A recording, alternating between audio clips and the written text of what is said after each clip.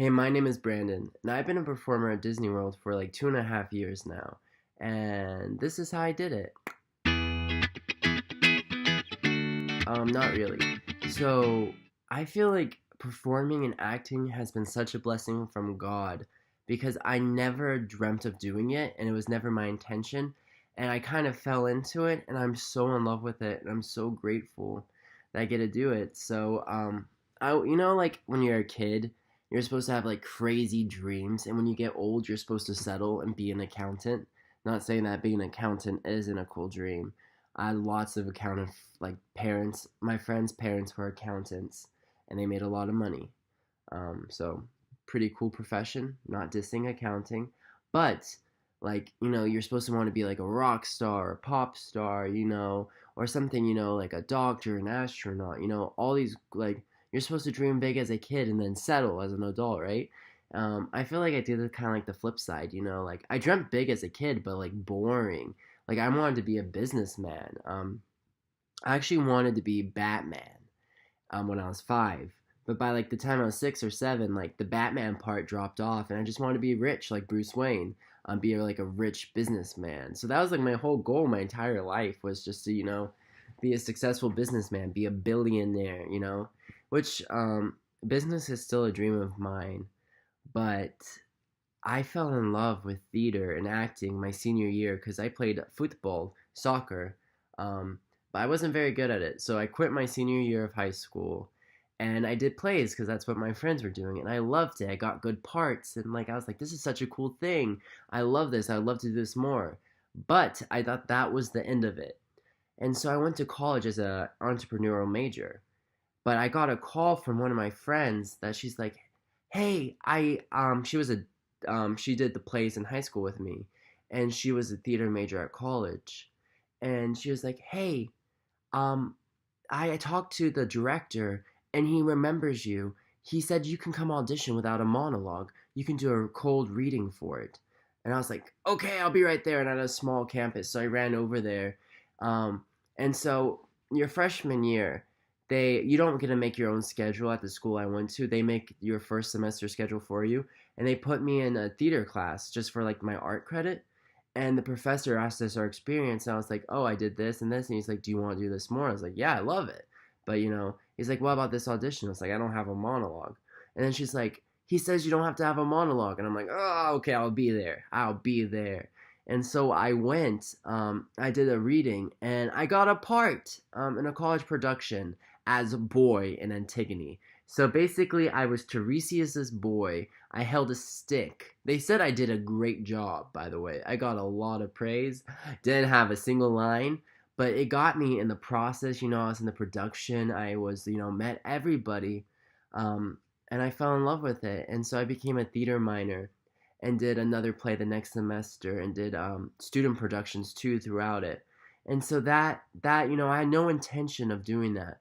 And that one phone call and the fact that I had been put in that director's class randomly, like totally changed the trajectory of my like kind of life. Life is a little extreme, but yes. Okay, fast forward. Blah, blah, blah, blah.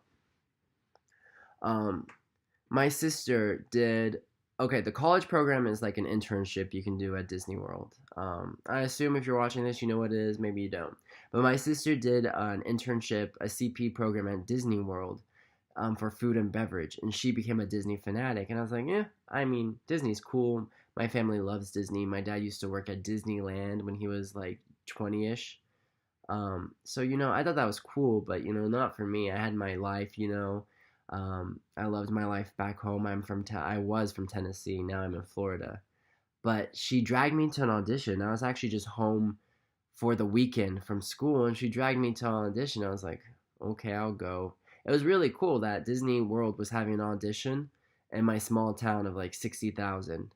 And so I went, and like there weren't very many guys, and that was probably in my favor. But everyone was so excited, and so you like do this little dance number, and then you do this like little pantomime, improv thing where you tell a story as like a toy, and it was really cool. Um, I can't dance to save my life, but I have a nice smile. I actually kind of tripped the girl standing next to me, so I hope she got it. But yeah, the energy was just so contagious.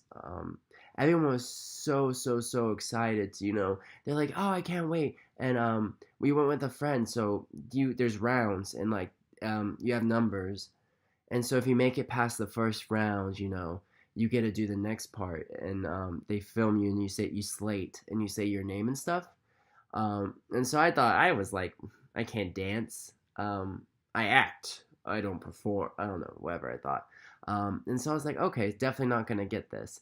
But they said my number, and that was like, that was so exciting, and everyone was so excited. Like, I'll see you there. Everybody was like, and I like fed off that energy. I was like, I want this.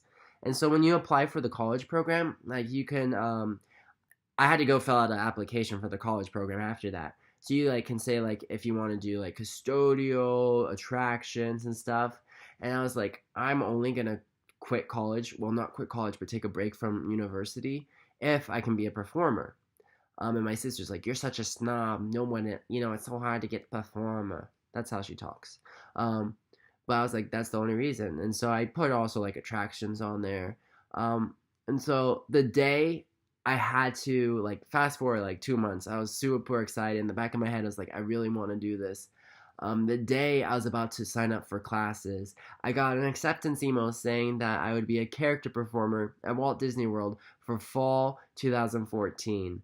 And I was so excited, but I was like, okay, to do this, I would have to not lose my scholarship. So I did the walk. I walked to the office. I called my parents. My dad's like a huge Disney fan. He's like, you have to do it. I don't care if you lose your scholarships. You have to do it. I was like, okay, got the parental support. That's a major step. And so then I went to the office for like internships. It was the same for international study abroad programs. It's the same office. I went there and asked them. They're like, yes, you can do 1 semester, and basically it's like being studying abroad. You won't get credits, but you'll still be enrolled. You won't have to pay back student loans. I didn't have student loans, but you wouldn't have to pay them back. Your scholarships would stay. It'd be your enrollment status, but you can only do 1 semester. If you do two, and so everything lined up. So something I had never been on my radar like to do, like I got to do, and was one of the coolest adventures ever. So that's how I became a Disney World performer.